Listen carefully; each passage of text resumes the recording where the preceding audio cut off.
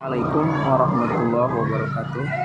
Insya Allah pada kesempatan ini saya akan mereview buku yang berjudul Orang Sibuk Pun Bisa Hafal Al-Quran, Rahasia Cara dan Kisah Sukses Orang-orang Sibuk Menjadi Penghafal Al-Quran.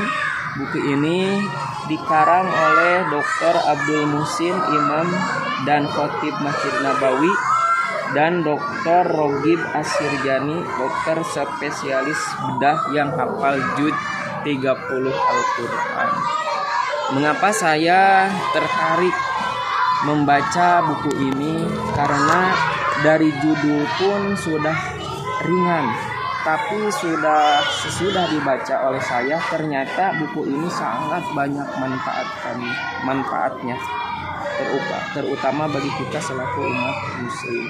Yang pertama, mengapa? Alasannya Allah Subhanahu wa taala itu sudah memberikan kepada kita keringanan di dalam menghafal Al-Qur'an.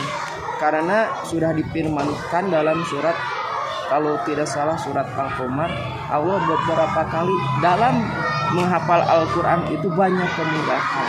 Tetapi kita selaku umatnya belum bisa memanfaatkan apa yang diringankan oleh Allah tersebut. Lalu pertanyaannya bagi kita semua, sesibuk apakah kita dalam menghafal Al-Quran? Sesibuk apakah kita selaku pengajar? Sesibuk apakah kita selaku dokter? Sesibuk apakah kita selaku pengajar di perguruan tinggi? Sesibuk apakah kita selaku umat manusia yang diciptakan oleh Allah Subhanahu wa taala untuk beribadah kepada Allah Subhanahu wa taala? Mungkin itu alasan yang mendasari saya membaca buku ini. Untuk yang kedua, isi buku ini ada dua bagian.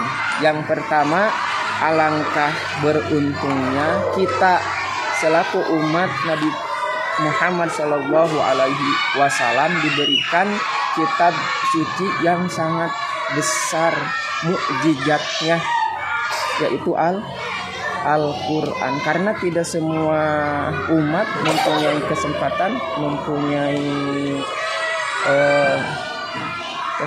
untuk mempunyai atau bisa membaca kitab Al-Quran ini.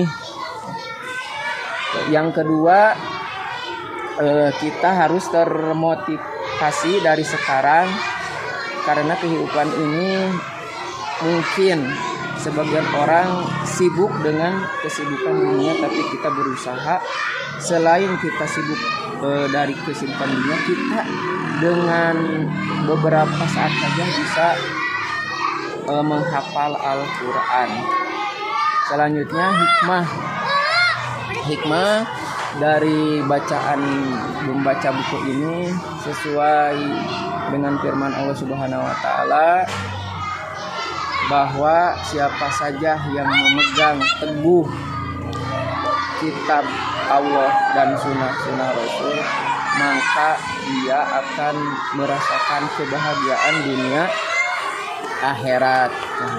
Selain itu, nama Al-Quran juga yang kita ketahui diantaranya sebagian itu adalah asyifa. Asyifa ini adalah obat.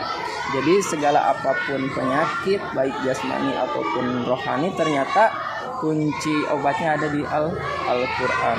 Jadi kita apapun yang terjadi harus sering-sering baca Al-Quran. Yang kedua itu ada Al-Huda, petunjuk.